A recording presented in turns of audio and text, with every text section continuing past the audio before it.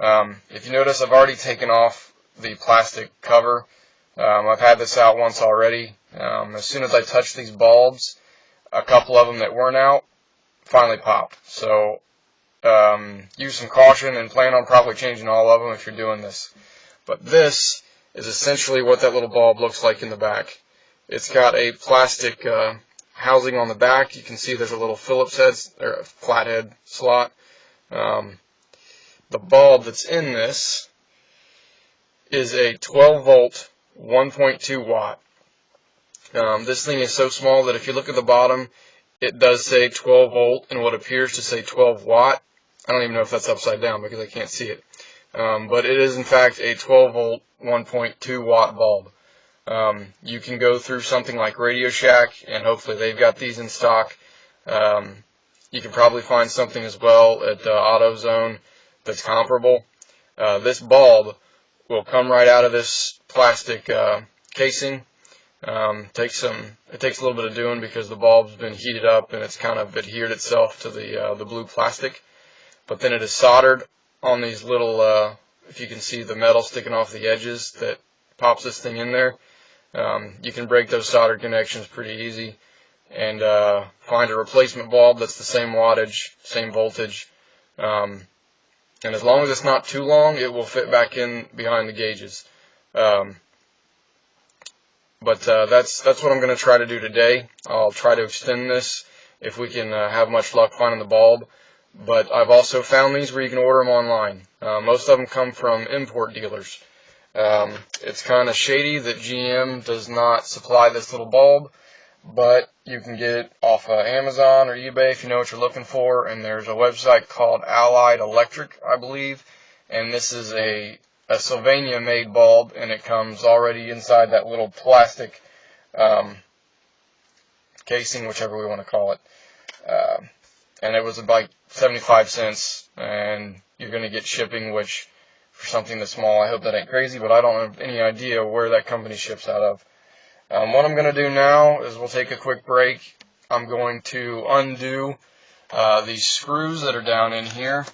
Not sure just how well you can see. I don't have my flashlight, sorry, but I can see them from here pretty well. There is a screw right down here.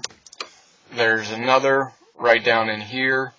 Then you have one back here. If you can see that white clip, there's a screw there, and there's another screw right here.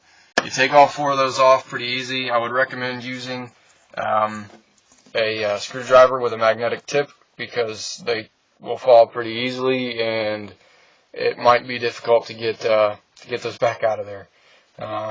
Just give me just a second. Now I've got this unbolted, and what I want to point out is that when you're doing that, it is easiest if you take the shifter lever and instead of having it in park, bring it all the way down to what should be first gear. Get that thing out of the way. It'll make it much easier to move this around. What you've got attached to this is a single connection with all your wiring. You can see the harness there. This actually comes off pretty easy. It took me a minute to be able to get this into the right position, but you will put pressure up here on the blue, and at the same time you need to flip back this little gray lock. If you can see me moving that right there. So right there you can see as I flip that back, that pops right out. Takes all the tension off of it, and you're ready to work with this. Alright, so now this thing is out. It's completely workable. If you look at the back, you can see I've already exposed the board.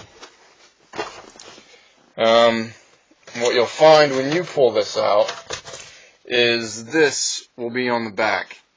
Right here, all the way around it, you can see these clips, and all you need is a small flathead and only a little bit of pressure. Right now it's wintertime, so this thing's cold as it is. I managed to get that undone without breaking anything.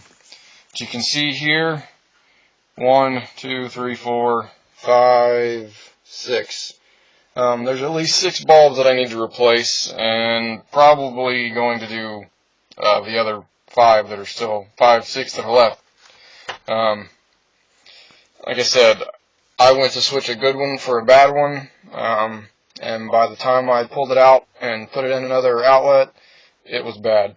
So this is what you find. You'll have your small flathead. It fits right in there. Those twists, you twist them about a quarter turn, half turn, whichever you want to call that. They pop right out. And that's snug again.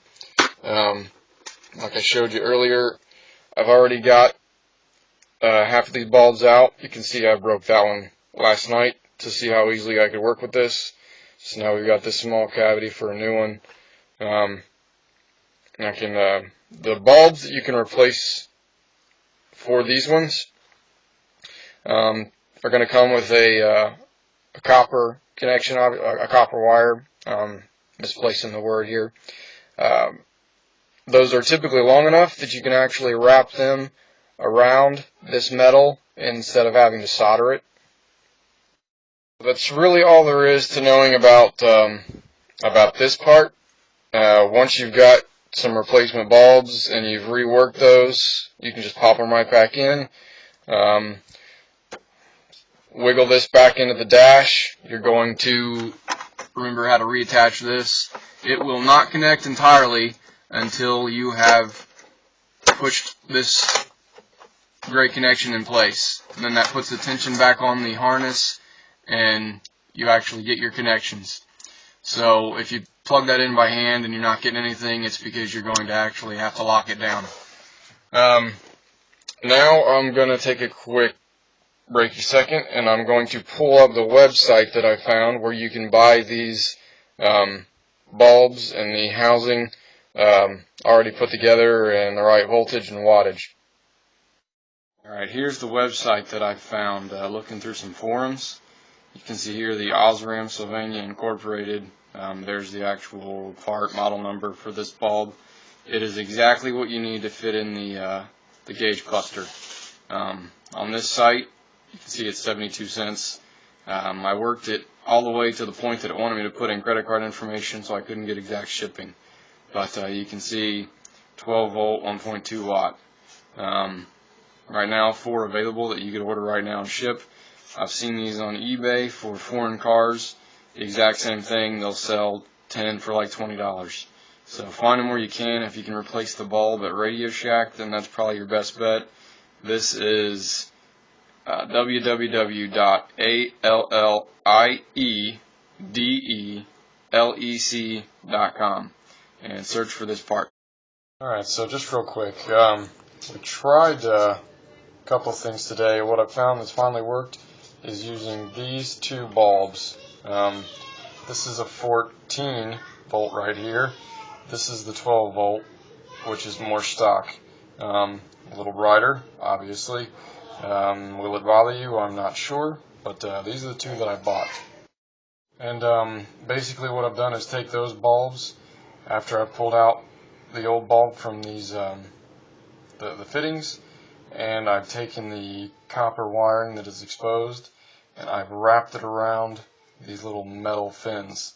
And make sure you wrap those the right direction so that when you put them inside and twist them clockwise, that it pulls it tighter. Because if you wrap it around the wrong side, which would be more difficult to do, once you screw it in, it's going to fall out. Also, because this is just wrapped around and not soldered, when you go to take these back out, those bulbs are probably going to come loose and fall in. Happened to me a little while ago with one of them, and I was able to shake it right back out, so that wasn't a big deal. $5 at AutoZone for 2 of these. $4 I found these at Walmart for 2. They didn't have enough of these, so I bought 2 of these when I found them at Walmart. So there's one solution, guys. Okay, so here's the last little bit of information. All the lights back in. Works pretty well. The connections are kind of touchy. You'll definitely want to make sure you get those as snug as you can when you're wrapping those wires for the light bulb around the little blue housing. But everything works. You can't see a big difference between the 14 and the 12 volt. But I'm glad I bought the extra packs of the 14s, because one of the 12s, the bulbs broke on me while I was trying to work with it. Another thing I will warn you about is do not piddle around with this. I spent a lot of time in here using the interior lights of the car and constantly having the dash on. I tried to start my car today and the battery was dead. So that was very inconvenient, all over some light bulbs and a dash. But there you go, guys.